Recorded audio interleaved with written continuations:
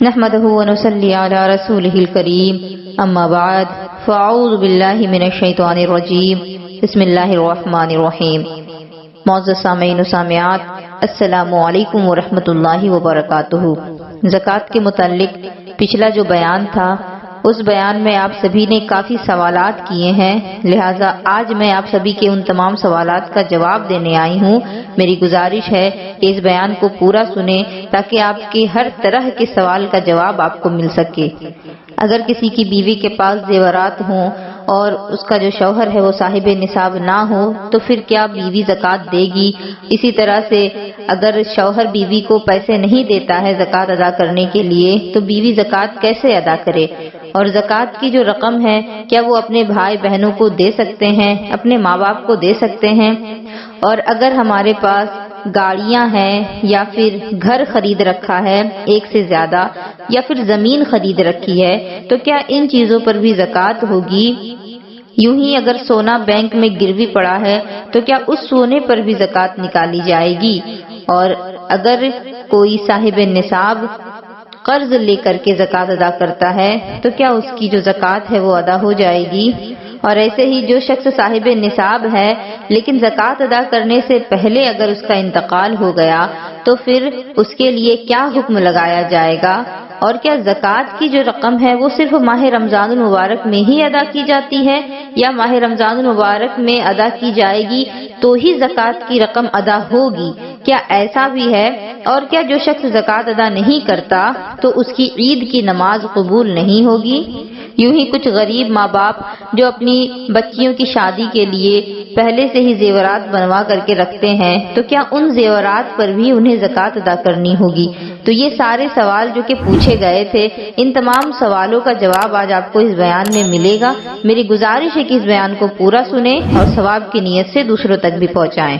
سب سے پہلا سوال یہ ہے کہ بیوی کے پاس اگر زیورات ہیں تو کیا اس کی زکوٰۃ بیوی ادا کرے گی یا اس کا شوہر ادا کرے گا؟ تو جس طرح سے ہمارے جو معاشرے کا رواج ہے کہ جب بیٹی کی شادی ہوتی ہے تو ماں باپ اپنی بچیوں کو زیورات دیا کرتے ہیں، سونے اور چاندی کے زیورات دیتے ہیں جو ان سے بن پڑتا ہے۔ تو اب یہ جو سونا اور چاندی ہے جب شادی ہو چکی ہے، لڑکی کو مل چکے ہیں تو اب یہ جو لڑکی ہے یہ ان زیورات کی مالک بن چکی ہے۔ جس سال ان کی شادی ہوئی ہے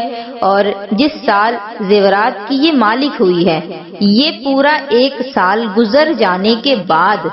اب اس پر زکوٰۃ جو ہے وہ واجب ہوگی۔ اگر وہ سونے اور چاندی اتنے ہیں کہ اس لڑکی کو صاحب نصاب وہ بنا دیں، یعنی اگر آج کے دور کے حساب سے سونے اور چاندی جو اس عورت کے پاس موجود ہے اگر 50,000 کی قیمت کو پہنچ جاتے ہیں وہ زیورات، تو 50,000 کی قیمت پہنچ جانے کے بعد جب ان زیورات پر ایک سال گزر جائے، شادی کی ایک سال گزر جائے تو اس کے بعد اب اس عورت پر ان زیورات کی زکوٰۃ جو ہے وہ فرض ہو جائے گی۔ اب یہ زکوٰۃ ادا کون کرے؟ تو بیوی کے زیورات ہیں وہ اس کی مالکہ ہے تو زکوٰۃ جو ہے وہ اس عورت کو ہی ادا کرنے ہوں گے۔ لیکن اگر شوہر بیوی کی طرف سے زکوٰۃ ادا کر دیتا ہے ان کے زیورات کا تو پھر اس کی جو زکوٰۃ ہے وہ ادا ہو جائے گی، بیوی کے ذمے جو زکوٰۃ تھی وہ پوری ہو گئی۔ یوں ہی اگر شوہر جو ہے وہ زکوٰۃ کے لیے عورت کو پیسے ہی نہیں دیتا یا یہ کہتا ہے کہ یہ زیورات تمہارے ہیں تو تم سمجھو تم ان کی زکوٰۃ ادا کرو، اور شوہر بیوی کو پیسے نہیں دیتا تو چونکہ عورت اگر کسی طرح کا کوئی کام نہیں کر رہی ہو، اس کے پاس کوئی آمدنی نہیں آ رہی ہو تو اس صورت میں وہ اپنے شوہر ہی کے محتاج ہوگی، شوہر ہی اگر اسے پیسے دے گا تو ہی وہ زکوٰۃ ادا کر سکتی ہے، ورنہ پھر اس کو یہ کرنا ہوگا کہ جو زیورات ہیں ان کو پھر وہ بیچے اور جو رقم اس سے ملے گی اور صاحب نصاب ہونے کی صورت میں ان پیسوں سے اسے زکوٰۃ ادا کرنی ہوگی۔ لیکن اگر زیورات بیچنا نہیں چاہتی تو پھر ایک صورت یہ بھی نکالی جاتی ہے کہ وہ جو زیورات ہیں ان تمام زیورات کا مالک بیوی اپنے شوہر کو بنا دے، وہ یہ کہے کہ یہ سارے زیورات آج سے آپ کے ہیں، اب آپ ان کا جو کرنا چاہیں کریں، اب زکوٰۃ بھی ان کی آپ ہی کو ادا کرنی ہے۔ تو اب اس کا جو شوہر ہے اگر ان زیورات کو رکھ لیتا ہے اور اس کی زکوٰۃ ادا کرتا ہے تو زکوٰۃ ادا ہو جائے گی۔ اسی طرح شوہر کو جب بیوی نے مالک بنا دیا ہے تو اب شوہر اگر وہ زیورات بیوی کو پہننے کے لیے دیتا ہے، استعمال کرنے کے لیے دیتا ہے، تو بیوی استعمال کر سکتی ہے، پہن سکتی ہے، کیونکہ اب اس نے اپنے شوہر کو اس کا مالک بنایا ہے اور شوہر اسے یہ پہننے کو دے رہا ہے، تو اس کے لیے یہ بالکل جائز ہے وہ پہنے اور شوہر اس کی زکوٰۃ ادا کرے۔ اب رہا یہ مسئلہ کہ زکوٰۃ کی جو رقم ہے کیا وہ اپنے سگے بھائی بہنوں کو دے سکتے ہیں؟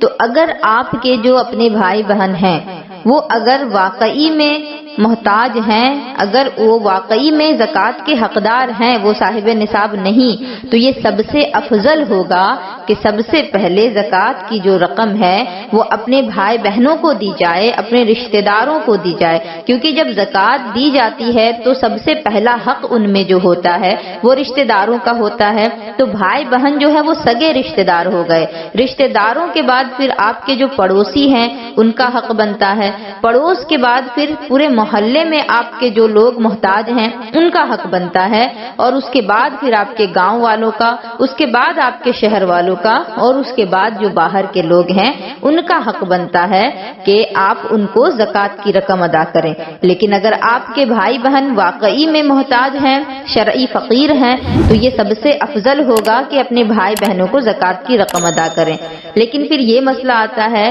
کہ بھائی بہن ہیں اور ان کو یہ کہہ کر کے زکوٰۃ کی رقم دینا کہ میں نے زکوٰۃ اس سال نکالی ہے اور یہ زکوٰۃ کے پیسے میں تمہیں دیتا ہوں یا دیتی ہوں، تو اس طرح سے ان کے جو بھائی بہن ہیں ان کو تکلیف پہنچے گی اور وہ خود میں احساس کمتری کا شکار ہوں گے، اور اسی طرح جو دینے والا ہے اس کو بھی یہ چیز اچھی نہیں لگے گی کہ میں اپنے بھائی بہنوں کو زکوٰۃ کی رقم ادا کروں، کیونکہ زکوٰۃ جو ہے یہ تو ہمارے مال کا میل ہوتا ہے جو ہمارے مال کو پاک کر رہا ہوتا ہے۔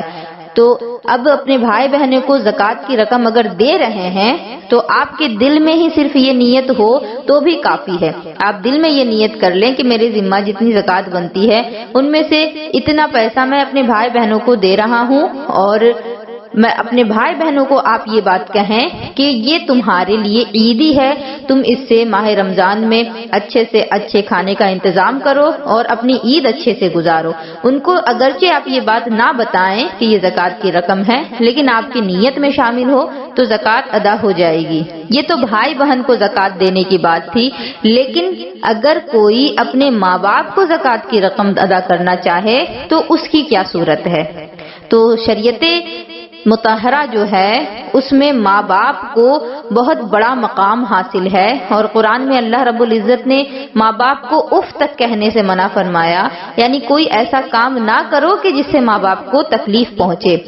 تو یہ کتنی شرم کی بات ہوگی کہ اپنی اولاد جو ہے وہ اپنے ماں باپ کو زکوٰۃ کی رقم ادا کرے۔ اسی وجہ سے شریعت مطہرہ نے ماں باپ کو زکوٰۃ کی رقم ادا کرنے سے منع کیا ہے، یعنی جو شخص صاحب نصاب ہے اور اس کے ماں باپ اگرچہ فقیر ہیں، شرعی فقیر ہیں، لیکن پھر بھی اپنے ماں باپ کو وہ زکوٰۃ نہیں دے سکتا، کیونکہ نبی پاک علیہ الصلوۃ والسلام کے پاس ایک صحابی آئے، کہتے ہیں یا رسول اللہ میرے بیوی بچے ہیں لیکن میرا باپ جو ہے وہ میرا مال مجھ سے طلب کرتا ہے۔ تو نبی پاک علیہ الصلوۃ والسلام نے اس سے فرمایا کہ تو بھی تیرے باپ کا ہے اور تیرا مال بھی تیرے باپ کا ہے۔ تو اس سے یہ بات ثابت ہوتی ہے کہ جب وہ مال تمہارے باپ کا ہی ہے تو تم اپنے باپ کو زکوٰۃ کی رقم ادا نہیں کر سکتے۔ ماں باپ کے ساتھ تو حسن سلوک کرنے کا ہمیں حکم دیا گیا ہے، اور اگر ماں باپ کو زکوٰۃ دی جائے گی تو یہ ماں باپ کو بہت زیادہ تکلیف کا باعث بنے گا۔ اسی وجہ سے شریعت مطہرہ نے ماں باپ کے لیے زکوٰۃ کو ناجائز قرار دیا ہے۔ کوئی اپنے ماں باپ کو زکوٰۃ کی رقم ادا نہیں کر سکتا، بلکہ ماں باپ کا خیال رکھے، کیونکہ ماں باپ نے تمہیں زکوٰۃ کی رقم سے نہیں پالا تھا، اپنے مال کے میل سے نہیں پالا تھا، بلکہ اپنے جگر کے خون سے تمہاری پرورش کی تھی۔ تو اب تمہاری بھی یہ ذمہ داری بنتی ہے کہ اپنے ماں باپ کی اسی طرح سے خدمت کریں جس طرح سے انہوں نے بچپن میں تمہاری خدمت کی تھی۔ ایک اور سوال یہ بنتا ہے کہ کیا ہم نے جو گھر خرید رکھے ہیں، جس گھر پہ ہم رہ رہے ہیں، اس کے علاوہ اگر گھر خرید رکھا ہے، پلاٹ خرید رکھا ہے، تو پھر کیا ان گھروں میں بھی زکوٰۃ بنے گی؟ تو اگر وہ گھر آپ نے بیچنے کی نیت سے خریدے ہیں، وہ پلاٹ آپ نے بیچنے کی نیت سے خریدا ہے، تو پھر اب وہ آپ جو ہے آپ ان پر صاحب نصاب بھی ہیں، تو آپ کو زکوٰۃ ادا کرنی ہوگی ان چیزوں کی، کیونکہ جو بھی چیز خریدنے کی نیت، بیچنے کی نیت سے خریدی جاتی ہے وہ مال تجارت میں شامل ہوتی ہے، اور مال تجارت جو ہے اس کی قیمت اگر نصاب کو پہنچ جائے تو پھر آپ کو اس کی بھی زکوٰۃ ادا کرنی ہوگی۔ تو آپ نے اگر گھر خرید رکھا ہے یا پھر پلاٹ خرید رکھا ہے لیکن بیچنے کی نیت سے خریدا ہے تو پھر اب آپ کو اس کی زکوٰۃ ادا کرنی پڑے گی۔ لیکن اگر رہنے کی نیت سے خریدا ہے یا پھر اس نیت سے خریدا ہے کہ میرے بعد یہ گھر جو ہے، یہ پلاٹ جو ہے یہ میرے بچوں کے کام آئے گا، تو اس صورت میں آپ کو اس کی زکوٰۃ ادا نہیں کرنی ہے۔ اسی طرح کسی کے پاس اگر ایک سے زیادہ گاڑیاں ہوں اور وہ ان گاڑیوں کو استعمال کرتا ہو، اپنے گھر کی ضرورت کے لیے ہی اس نے خریدی ہوں، تو ان گاڑیوں پر بھی اس کی زکوٰۃ نہیں ہوگی۔ لیکن اگر کسی کا یہی بزنس ہو کہ گاڑیاں خریدتا ہے اور پھر دوسروں کو بیچتا ہے، تو پھر یہ تجارت ہو گئی، اور تجارت کی نیت سے خریدی گئی گاڑی اس پر آپ کو زکوٰۃ ادا کرنی ہوگی۔ یوں ہی اگر زمین خرید رکھا ہے تو چاہے آپ نے کتنی ہی زمین خریدی ہے، اگر وہ ساری زمین آپ نے اپنی ضرورت کے لیے خرید رکھا ہے تو پھر وہ آپ اس پر زکوٰۃ نہیں دیں گے۔ لیکن اگر آپ نے زمین کو اس نیت سے خریدا ہے کہ اس کو بیچ کر کے پھر میں منافع کماؤں گا، تو پھر اب آپ کو ان زمینوں کی بھی زکوٰۃ ادا کرنی ہوگی۔ اور زکوٰۃ ادا کرتے وقت جو کم سے کم قیمت ہے وہ نہیں دیکھی جائے گی، کیونکہ جب آپ کسی چیز کو بیچیں گے تو آپ اپنا فائدہ دیکھتے ہوئے بیچیں گے کہ مجھے کب اس کی سب سے اچھی قیمت مل سکتی ہے۔ تو جب آپ اللہ کی راہ میں زکوٰۃ نکالیں تو اس قیمت کا اعتبار کیا جائے گا جو قیمت سب سے اچھی ہوگی۔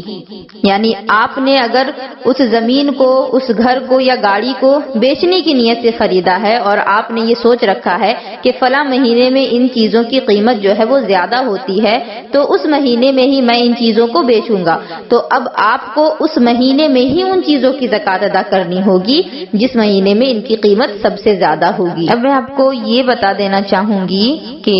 اگر کسی کے ذمہ زکوٰۃ بنتی ہے تو زکوٰۃ کتنی دی جائے گی، تو میں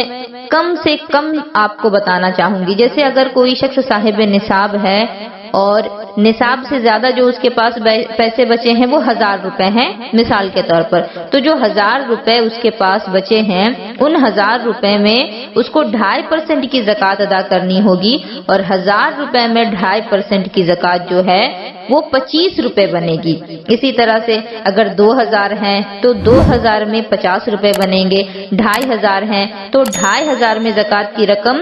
62 روپے 50 پیسے بنیں گے۔ اگر کسی کے پاس 3000 روپے زکوٰۃ کی رقم ہے تو پھر اس کو 75 روپے زکوٰۃ دینے ہوں گے۔ اگر کسی کے پاس 4000 روپے بنتے ہیں تو 4000 میں 2.5% جو ہے وہ 100 روپیہ نکلے گا، اور 100 روپیے اسے زکوٰۃ کے دینے ہوں گے۔ اسی طرح سے آپ کو حساب لگانا ہے کہ زکوٰۃ کی جو رقم ہے،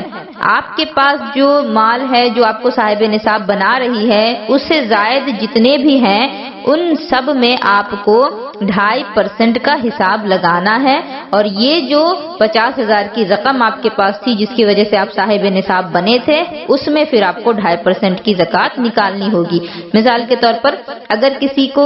10,000 روپے بنتے ہیں تو 10,000 روپے میں 250 روپے کی زکوٰۃ ہوگی۔ اگر 20,000 روپے ہیں تو 20,000 میں 500 روپے کی زکوٰۃ بنے گی۔ اسی طرح سے اگر کسی کے پاس 50,000 روپے ہیں تو 50,000 روپے میں 1250 روپے کی زکوٰۃ بنے گی۔ یوں ہی اگر کسی کے پاس 1,00,000 روپے ہیں تو 1,00,000 روپے میں 2500 کی زکوٰۃ بنتی ہے۔ اسی طرح سے اب آپ حساب لگائیں، اور اگر کسی کے پاس 1 کروڑ روپے ہیں تو 1 کروڑ روپے میں 2,50,000 کی زکوٰۃ بنے گی، اور اگر 2 کروڑ روپے ہیں تو اس میں 5 لاکھ کی زکوٰۃ بنے گی۔ یوں ہی اگر آپ کے پاس سونے اور چاندی ہیں لیکن وہ ابھی آپ کے قبضے میں نہیں بلکہ آپ نے بینک میں گروی کر رکھا ہے،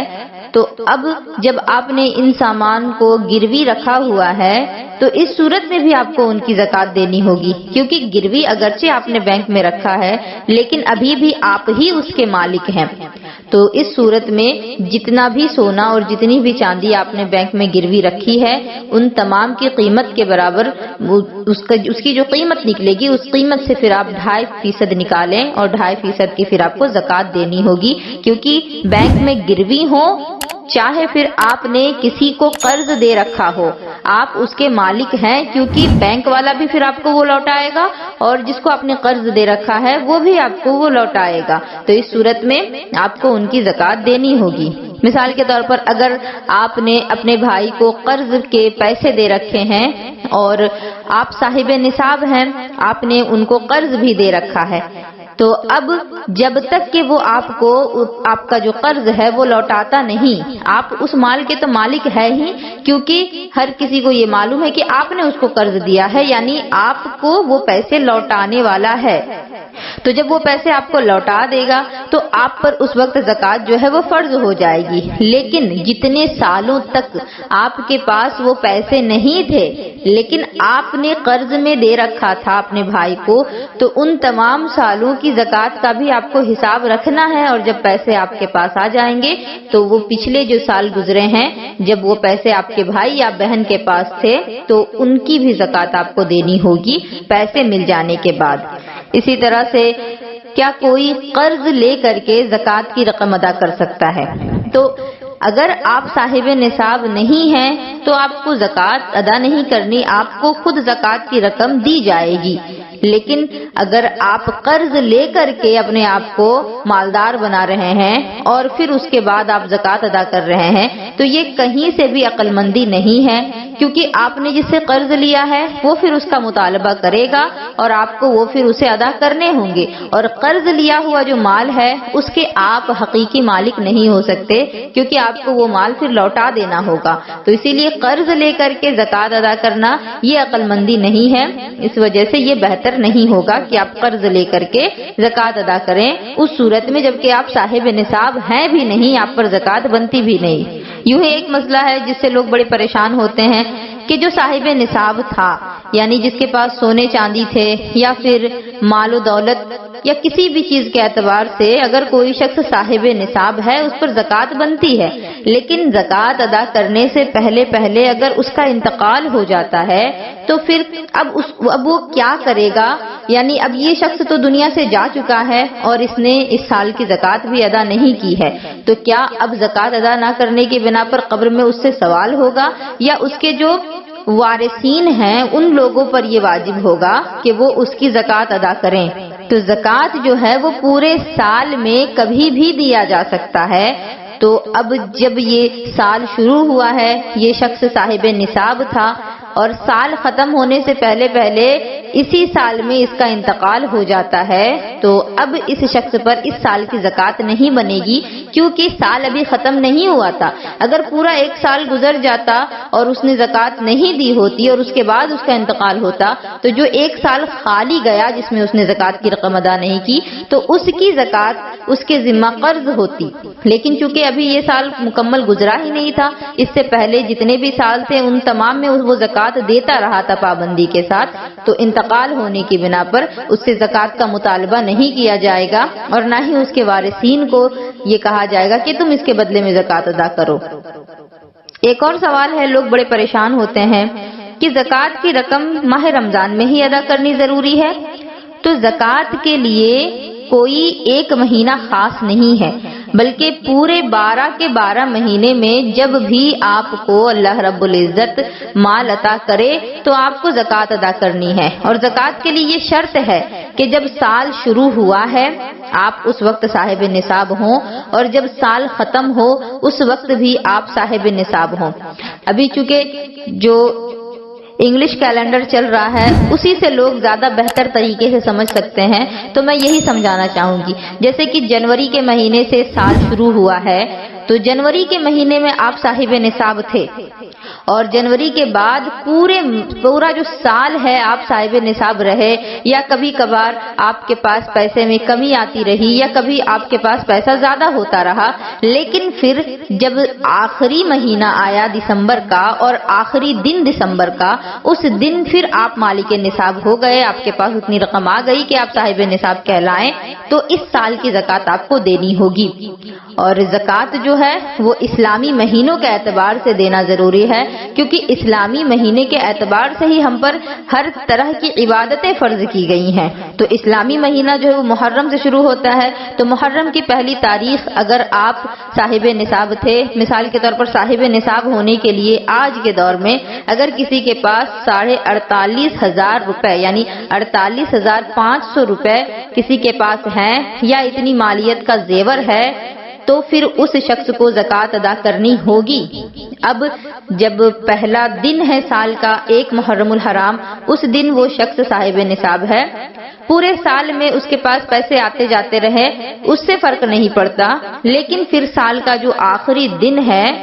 ذی الحجہ کی جو آخری تاریخ ہے، اس دن پھر وہ شخص مالک نصاب ہو جاتا ہے، تو پھر اس سال کی زکوٰۃ اس پر فرض ہوگی، زکوٰۃ اسے ادا کرنی ہوگی۔ تو صاحب نصاب ہونے میں یہ دیکھا جاتا ہے کہ سال کے شروعات میں آپ کے پاس مال ہو اور سال کے آخر میں آپ کے پاس مال ہو، تو اس سال کی زکوٰۃ آپ کو ادا کرنی ہوگی۔ لیکن اگر سال جب شروع ہوا تھا اس وقت تو آپ مالک نصاب تھے، لیکن جب ختم ہوا ہے اس وقت آپ مالک نصاب نہیں رہے، تو اب اس سال کی زکوٰۃ آپ پر نہیں بنے گی، کیونکہ پورے سال آپ کے پاس مال جو ہے وہ جمع نہیں رہا۔ پورے سال مال آپ کے پاس بالکل سیونگ کے طور پر پڑا ہونا چاہیے، اس میں سے کمی اور زیادتی نہیں ہونی چاہیے، زیادتی بھلے ہو لیکن اس پیسے سے کمی نہیں ہونی چاہیے۔ اور یہ کہنا کہ ماہ رمضان میں ہی زکوٰۃ ادا کی جائے گی تو زکوٰۃ ہوگی ورنہ نہیں، ایسا بالکل نہیں۔ پورے سال میں جب بھی آپ کے پاس مال ہو آپ زکوٰۃ ادا کریں، زکوٰۃ آپ کی ادا ہو جائے گی۔ ماہ رمضان میں اس وجہ سے زکوٰۃ دی جاتی ہے تاکہ ثواب جو ہے وہ زیادہ ملے،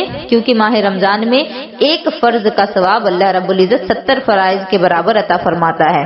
اور یہ کہنا کہ جو لوگ ماہ رمضان المبارک میں زکوٰۃ ادا نہیں کرتے تو ان کی عید کی نماز جو ہے وہ قبول نہیں ہوتی، ایسا کہنا بھی بالکل غلط ہے، کیونکہ زکوٰۃ کے لیے ماہ رمضان کا مہینہ مقرر نہیں کیا گیا، پورا سال آپ کے لیے ہے۔ پورے سال میں بھی اگر آپ تھوڑا تھوڑا کر کے زکوٰۃ ادا کرتے رہیں اور اس کا حساب رکھیں اور سال کے ختم ہونے تک وہ سارا زکوٰۃ جو ہے آپ کے ذمے جو بن رہا تھا وہ پورا ادا ہو جاتا ہے، تو آپ بری الذمہ ہیں، آپ کی زکوٰۃ ہو گئی، آپ کی عید بھی قبول ہوگی اور آپ کی نمازیں بھی، آپ کے روزے بھی۔ مثال کے طور پر اگر کسی کو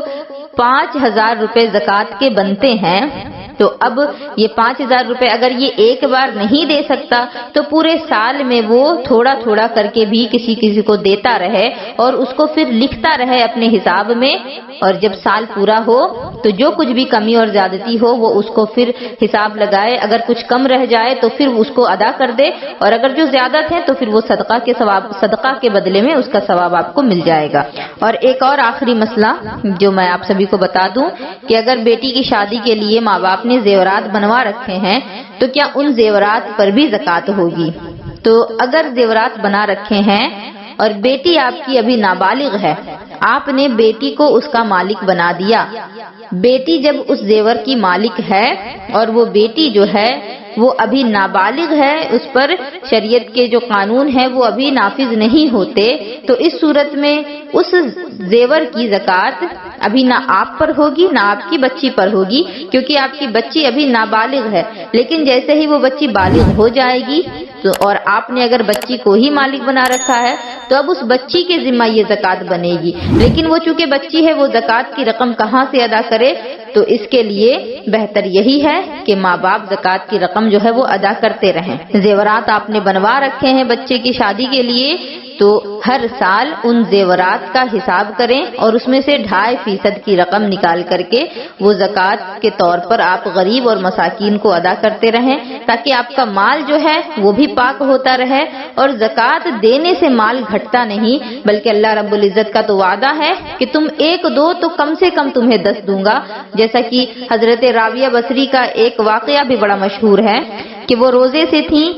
ایک شخص آتا ہے اور وہ کہتا ہے کہ کچھ کھانے کو ہو تو مجھے دے دو کہ بڑے دنوں سے میں بھوکا ہوں۔ حضرت رابعہ بصری کی جو کنیز تھی ان کو آپ نے کہا کہ یہ روٹی لے جا کر کے اس مانگنے والے کو دے دو۔ وہ کنیز تھی، وہ سوچنے لگی کہ ایک تو روزہ رکھے ہیں اور کئی دنوں سے ہم نے بھی کچھ کھایا نہیں، اور ایک روٹی تھی وہ بھی دینے کو کہہ رہی ہیں۔ کیونکہ وہ کنیز تھی انہیں یہ بات معلوم نہیں تھی، لیکن وہ حضرت رابعہ بصریہ اللہ کی ولیہ تھی، انہوں نے کہا دینے کو تو اس کنیز نے دے دیا۔ کچھ دیر کے بعد دروازے پر پھر دستک ہوئی اور ایک شخص آیا اور کہتا ہے کہ میری مالکہ نے آپ کے لیے روٹیاں بھجوائی ہیں۔ تو رابعہ بصری پوچھتی ہیں کہ روٹیاں کتنی ہیں؟ باہر سے جواب آتا ہے کہ 8 روٹیاں ہیں۔ رابعہ بصری کہتی ہیں کہ یہ میری نہیں ہے، یہ کسی اور کی ہے، تم اسے لے جاؤ۔ وہ کنیز پھر اپنے من میں سوچتی ہے کہ آخر اس عورت کو ہو کیا گیا ہے، ایک روٹی تھی وہ دلوا دی اور اس کے بدلے میں 8 روٹیاں آئی ہیں، تو یہ بھی کہتی ہے کہ یہ ہمارے نہیں، اور کہہ کر کے اسے بھی بھجوا دیا۔ وہ اس بات کو نہیں سمجھ پا رہی تھی کہ اللہ کا وعدہ کیا ہے۔ پھر کچھ دیر کے بعد دستک ہوئی اور باہر سے آواز آئی کہ میری مالکہ نے آپ کے لیے روٹیاں بھجوائی ہیں۔ رابعہ بصری نے پھر یہی سوال کیا کہ روٹیاں کتنی ہیں؟ اس پر باہر سے جواب آیا کہ 10 روٹیاں ہیں۔ پھر رابعہ بصری نے کہا کہ ہاں یہ میرے ہیں، اور وہ روٹیاں قبول کر لی۔ تو وہ کنیز جو تھی وہ اس بات کو نہیں سمجھ پائی اور وہ کہتی ہے کہ کیا بات ہے کہ آپ نے پہلی مرتبہ میں 8 روٹیاں تھی اس کو منع کر دیا، اور یہ 10 روٹیاں جب آئی تو آپ اس کو اپنا کہہ رہی ہیں؟ رابعہ بصری نے فرمایا کہ اللہ رب العزت کا یہ وعدہ ہے کہ تم اگر میرے راہ میں 1 دو گے تو میں کم سے کم 10 دوں گا، تو جب اللہ کا وعدہ کم سے کم 10 کا ہے تو میں 8 کیوں لے لوں؟ تو ہمیں یہ سمجھنا چاہیے کہ زکوٰۃ کی رقم ادا کرنے سے ہمارے مال میں کمی نہیں آ رہی، بلکہ اللہ رب العزت اس میں اور برکتیں عطا فرمائے گا اور ہمیں جہنم کے عذاب سے بھی بچائے گا، ہمارے مال کو بھی پاک رکھے گا۔ ورنہ جو شخص زکوٰۃ ادا نہیں کرتا، کنجوسی کرتا ہے، تو پھر اس کا مال جو ہے وہ ہلاک بھی ہو جائے گا، اور اس کا جو مال ہے مرنے کے بعد وہ سانپ اور بچھو بن کر کے اسے قبر میں ڈستا رہے گا یہاں تک کہ جہنم میں وہ چلا جائے۔ امید ہے کہ اس بیان سے آپ سبھی کو ضرور فائدہ پہنچے گا۔ میری گزارش ہے کہ اس بیان کو دوسروں تک بھی پہنچائیں۔ وآخر دعوانا ان الحمدللہ رب العالمین وما علینا الا البلاغ۔ السلام علیکم ورحمۃ اللہ وبرکاتہ۔